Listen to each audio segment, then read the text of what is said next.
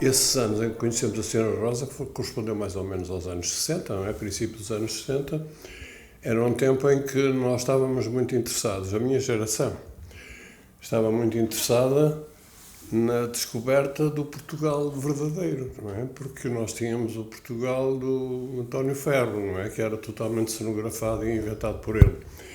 E, portanto, houve nessa altura uma necessidade muito grande que nós tivemos, depois de termos consciência de que aquela cenografia não era o nosso povo, de fazer uma espécie de um reconhecimento daquilo que era a realidade portuguesa.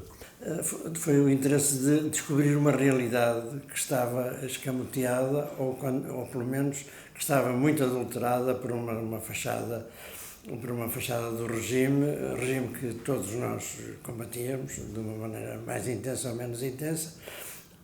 De qualquer modo, isto coincidiu, foi um movimento que não foi só nosso, foi evidentemente muito mais gente, e nós, estudantes de arquitetura, ainda mais, porque coincidiu com uma espécie de luta que os arquitetos modernos portugueses, e havia, enfim, continua a haver, mas havia arquitetos muitíssimo bons que estavam interessados numa modernidade absoluta que o regime combatia, e foram esses mesmos arquitetos interessados na modernidade que lançaram o inquérito à arquitetura popular em Portugal, que é uma obra célebre e que está na base, digamos, de muita teoria daquilo que foi depois o nosso curso. Eu fiz o curso todo inteiro durante esse período da invenção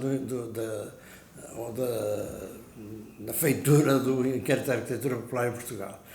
E isso interessou-nos imenso a arquitetura, e também nos interessou tudo o que estava à volta, porque a arquitetura, como é evidente, não é autónoma, é um movimento muito mais amplo.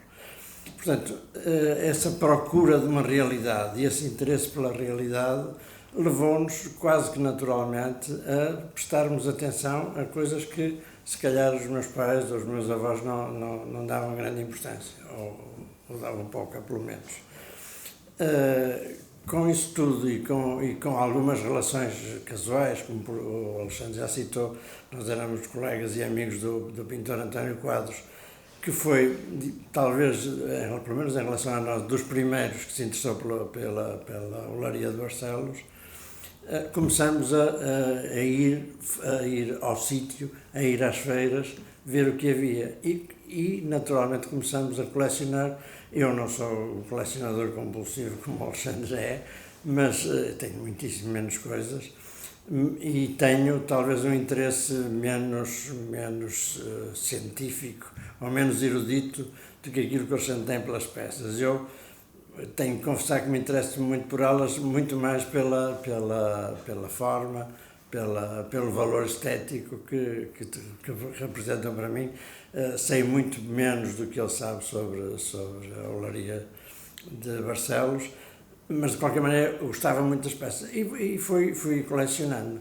E isso que citou de irmos buscar peças ainda por acabar, realmente era uma realidade. Nós íamos, o Alexandre falou em grupos de autocarro, e eu por acaso não me lembro nunca de ir de autocarro, eu tinha disponibilidade de automóvel e portanto fui de automóvel, mas também em grupo com outros amigos, aliás com o Alexandre muitas vezes, e com o António Quadros não acredito, mas enfim, muitas vezes. E de facto, quando chegávamos, fomos muitas vezes à casa da Senhora Rosa, era a barrista que nós mais frequentávamos, e muitas vezes trouxemos bonecos que estavam a ser cozidos ou a acabar de ser cozidos, que não estavam ainda pintados ou que não estavam sequer vidrados, e que comprávamos para trazer, porque era melhor apanhar aquele do que alguém ir apanhá-los depois de nós. Portanto, havia assim havia uma certa concorrência entre nós mesmos, entre as pessoas do grupo, quem é que apanhava o boneco mais, enfim, que se considerava mais interessante. Nós viemos a verificar, ou viemos a ver, que o figurado de Barcelos tinha uma riqueza espantosa do ponto de vista formal, do ponto de vista iconográfico, de todos os pontos de vista. Do ponto de vista de representar uma sociedade, e, portanto, apaixonámos mais pelo figurado de Barcelos do que por outras coisas. Mas a nossa paixão era uma paixão por Portugal, não é? Não era propriamente uma paixão exclusiva pelas questões de Barcelos. E depois verificámos também que Barcelos, nós depois não conhecíamos outras expressões populares que também viemos reconhecer posteriormente, como seja Ribolhos, por exemplo, no Marão, e outras. Barcelos tinha uma criatividade incrível. Não havendo repetição de peças como há sempre na arte popular, apesar de tudo havia sempre uma espécie de um salto que saía da repetição para uma criação verdadeiramente artística, digamos. Isto não acontece em Estremoz, por exemplo. Em Estremoz as peças são uma espécie de cânon que se repete sucessivamente, não é? E, portanto, estas facetas que se misturam e não são muito claras, às vezes tem que haver uma interpretação mais profunda de cada uma das peças, é que transformou para nós o figurado de Barcelos numa expressão artística da maior importância. Da maior importância e provavelmente a mais interessante de Portugal. É estranho que Estremoz seja património do mundo e Barcelos não seja, não é? Porque Barcelos é realmente, provavelmente, a expressão da arte popular portuguesa mais interessante e mais importante. Viemos a descobrir outras, não com a mesma exuberância, digamos, mas também muito interessantes. A Rosa Ramalho era uma personagem absolutamente maravilhosa do ponto de vista pessoal, era de uma inteligência incrível, era de um sentido de humor inacreditável e, portanto, estava sempre a contar histórias e estava, principalmente, sempre muito atenta às nossas histórias. Nós íamos à casa dela muitas vezes, em grupo, 4, 5, de caminhonete, de qualquer maneira, e passávamos lá um dia, com ela a trabalhar e nós a conversarmos, e ela sempre a ouvir as nossas conversas. Ela sabia sempre os namoros, os casamentos, as desgraças que nos iam acontecendo, porque ela estava sempre a ouvir o que nós estávamos a dizer.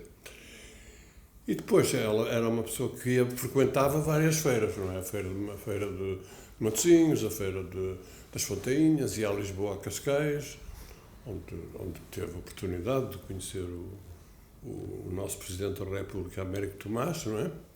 E o rei de Itália também, que a convidou para jantar, que são histórias inacreditáveis, quer dizer, ela aceitava essas coisas com a maior das naturalidades, quer dizer, não tinha qualquer problema, tanto lhe fazia ser o rei de Itália como o Presidente da República, como um cliente qualquer. E muitas histórias assim, sei lá, uma vez estávamos lá e vieram umas senhoras de Lisboa finérrimas e ofereceram-lhe um lenço, a senhora Rosa usava um lenço preto atado à cabeça, ofereceram-lhe um lenço do Christian Dior e ela dizia, para que eu quero este trapo? Claro, como é natural, pronto. Portanto, havia uma discrepância muito grande que também nos encantava e passámos, de facto, a ser amigos dela. Realmente, estas peças eram irresistíveis, eram e foram, eu digo eram, porque hoje em dia eu creio que é quase impossível encontrar peças com esta... Há coisas muitíssimo mais elaboradas e eu diria, sob o ponto de vista plástico e não só, e sob o ponto de vista iconográfico, completamente adulterados, o que é natural. Isto, eu não sei se acabou, mas se não acabou, está no fim e portanto, isto ganha também um valor muito especial para nós.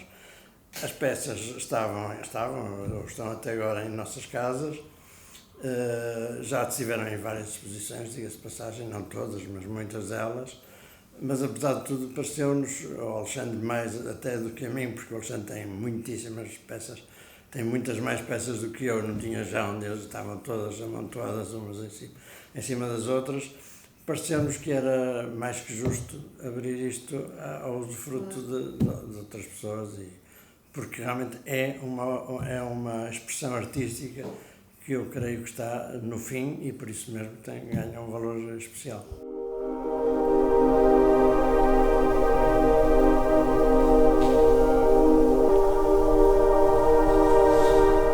As doações são muito importantes para o Museu de História Natural e da Ciência porque realmente dos mais de 900 mil espécimes que nós temos, uma grande parte foi doada por privados também e muitas vezes também por gente ligada à universidade, antigos investigadores e professores, como é o caso desta coleção. Muitas vezes as doações são de uma peça em particular, mas claro que têm muito mais valor quando se trata de uma coleção. As coleções, em primeiro lugar, têm outra robustez, mas mais importante ainda, contam-nos histórias e contam-nos histórias sobre quem as colecionou em que momento.